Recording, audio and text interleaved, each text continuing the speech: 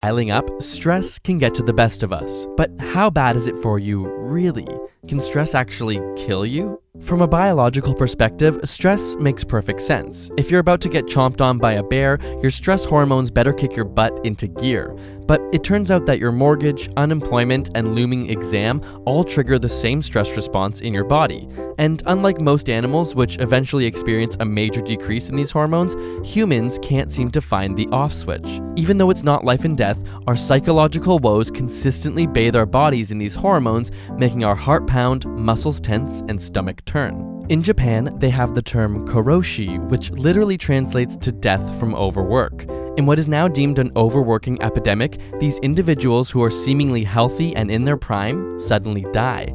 After being officially recognized and documented in Japan, these sudden heart attacks and strokes were quickly linked to stress. But how does stress cause this? Cortisol is one of the main stress hormones, which helps divert energy to where you need it and away from non-essential functions of the body. But with chronic stress exposure, problems arise. The immune system shuts down, inflammation is inhibited, white blood cells are reduced, and susceptibility to disease increases. Some evidence also suggests that prolonged stress may be involved in the development of cancer. When looking at the arteries of macaque monkeys, those under significant stress have more clogged arteries. This prevents blood from getting to the heart quickly during stress and can ultimately lead to heart attacks. The brain also takes a toll. When looking at mice exposed to stress, we see dramatically smaller brain cells with fewer branch extensions than normal mice. This is particularly prevalent in the areas associated with memory and learning, which may stir up some memories for you of those wonderful all-night study sessions. The acute stress and sleep deprivation can make it increasingly difficult to remember the things we want to. Perhaps the most telling story is in our DNA. We contain something called telomeres at the end of our chromosomes, which decrease in size with our age. Our video on aging here explains this process.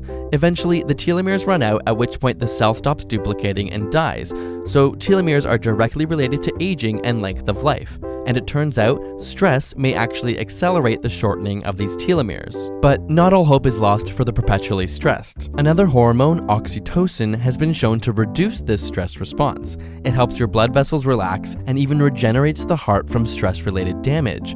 So how do we get more oxytocin? It's sometimes dubbed the cuddle hormone because it's released during positive social interactions and while caring for others.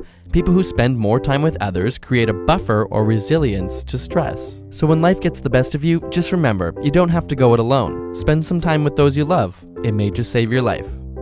Got a burning question you want answered?